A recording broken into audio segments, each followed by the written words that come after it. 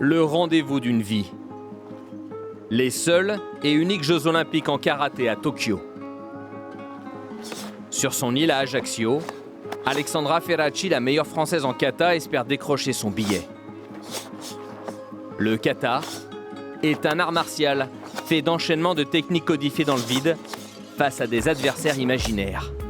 Le rêve olympique est lui bien réel et Alexandra est toujours dans la course pour se qualifier. Je n'imagine pas ne pas y être. Là, vraiment, pour moi, je me dis, les Jeux Olympiques, c'est avec moi. C'est sans moi, c'est juste pas possible.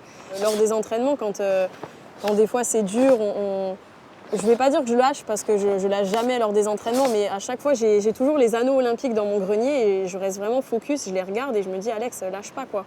C'est pour bientôt, dernière ligne droite, accroche-toi. Le karaté, une histoire de famille. Elle est presque née avec un kimono. Allez, vas-y. À l'âge de 4 ans, elle fait ses premiers pas filmés par sa mère. Ses parents tiennent le club d'Ajaccio et transmettent leur passion à leur fille. Première compétition et première victoire. En Benjamin Casque Rouge, elle remporte la Coupe de France en kata et combat. Mais sa plus belle médaille, elle l'obtient des années plus tard. Au dernier championnat d'Europe en 2019, elle monte sur la 3e marche du podium.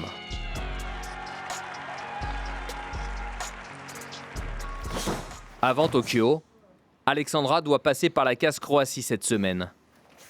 Elle peaufine des détails techniques sous l'œil de Fabienne, la maman, la coach aussi. Il faut marquer les esprits et les juges lors des championnats d'Europe. Voilà, verrouille bien ce nekwashi. La jambe avant, verrouille-la bien. Elle ne doit pas bouger. On sente l'appui. Voilà. Attention à ça. L'équipe de France de kata est à pied d'œuvre. Toutes les filles sont derrière Alexandra pour défendre les couleurs de la France à Tokyo. Et particulièrement sa petite sœur Laetitia.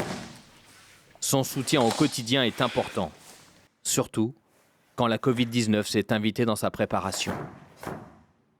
En fait, ouais, ça c'est moi. Je suis tellement psychorigide, perfectionniste, tout ce que tu veux. Et là, le fait d'avoir coupé à cause du Covid, en fait, j'ai l'impression de ne pas être dans les clous et de ne pas être prête, tu vois. Alors que tout le monde me rassure en me disant c'est bon. Franchement, t'as été, je t'ai dit, tu as été hyper forte là. Pas pour te jeter des fleurs, parce que je t'en jette jamais, mais... C'est clair. J'en jette jamais. Hein. C'est des jardinières aujourd'hui.